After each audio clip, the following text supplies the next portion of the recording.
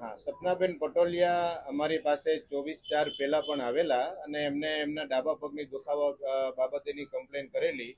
24/4 એ અમારી હોસ્પિટલમાં દાખલ થયા હતા. બહારનો રિપોર્ટ કરાવીને આવેલા હતા કે ભાઈ જેમાં એવું જણાતું હતું કે ભાઈ ડાબા પગમાં એમને તકલીફ છે, એટલે એ બાબતે એમને દાખલ કર્યા હતા. પછી હોસ્પિટલમાં દાખલ કર્યા પછી આપણે જ્યારે બેડ સાઇડ એમની ડોપલર સોનોગ્રાફી કરવામાં આવી ત્યારે એવું જાણવામાં આવ્યું કે ભાઈ આમને પોપ્લિટિયલ આર્ટરી એન્ટ્રેપમેન્ટ પણ જમણા પગમાં પણ છે. એટલે ડાબા પગ તથા જમણા પગ બંનેનું એમને સમજાવી અને આપણે એમના ઓપરેશન એમનું કરેલું હતું. ઓપરેશન પહેલાં આપણે એમની સમજણ પૂરેપૂરી આપેલ હતી અને ઓપરેશન બાબતેની કન્સેન્ટ પણ આપણે લીધેલી હતી, જે અગાઉના મારા ડોક્યુમેન્ટમાં મેં આપેલ છે, મીડિયાને બધાને મેં પ્રોવાઈડ કરેલ છે. બરાબર. એમના પછી જ્યારે એમની કમ્પ્લેન નથી કે ભાઈ મારે જમણા પગનું કરવાનું જ નહોતું, એવું એમને જ્યારે ડિસ્ચાર્જ થયા ત્યારે પણ એમને કમ્પ્લેન નથી કરી કે એના પછી પણ એમણે કમ્પ્લેન નથી કરી કે ભાઈ મને અહીંયા આ તકલીફ છે ને એમ.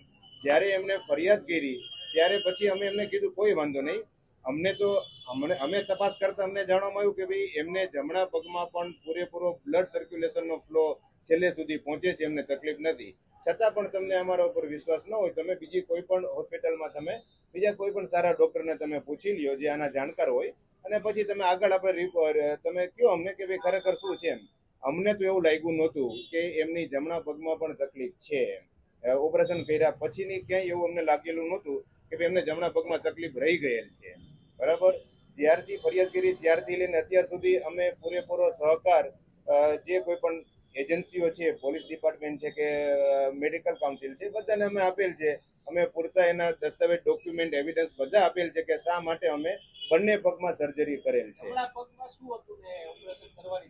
જમણા પગમાં એમને પોપ્લિટિયલ આર્ટરી એન્ટ્રેપમેન્ટ હતું, એટલે કે હા, એટલે ગાંઠ, એટલે લોકોના માનસમાં એવું છે ગાંઠ એટલે ઘણું મોટું કહેવાય, પણ ગાંઠ નહીં, પણ જે બ્લડ ફ્લો છે એ રોકાતો હોય, પૂરેપૂરો ફ્લો નીચે સુધી ન પહોંચાતો હોય, એના માટેની એને નાના એવા એના આર્ટરી એન્ટ્રેપમેન્ટ હતું, એ આપણે દૂર કરવાનું હતું જમણા પગમાં, જે આપણે કરેલ હતું.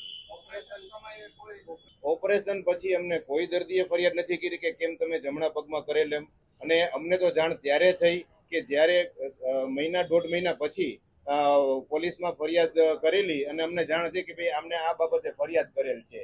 હા, ઓપરેશન પછી 2 કે 3 વખત એ લોકો ફોલોઅપ માટે આવ્યા હતા અને ત્યારે તપાસતા અમને એમના ડાબા અને જમણા બંને પગમાં બરાબર જ ઉપરથી નીચે સુધી બ્લડ સર્ક્યુલેશન બરાબર જ અમને લાગતું.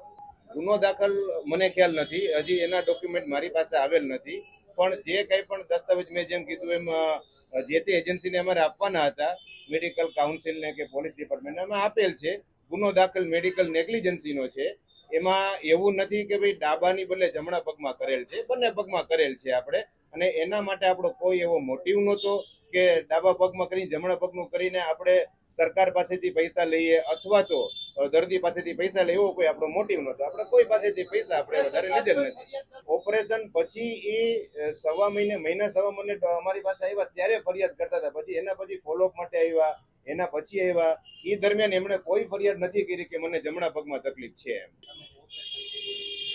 આનો ખર્ચો સામાન્ય રીતે જે PMJY કાર્ડમાં જે આપણે જે છે એનો પેકેજ હોય છે 57,200 બરાબર કરેલું છે.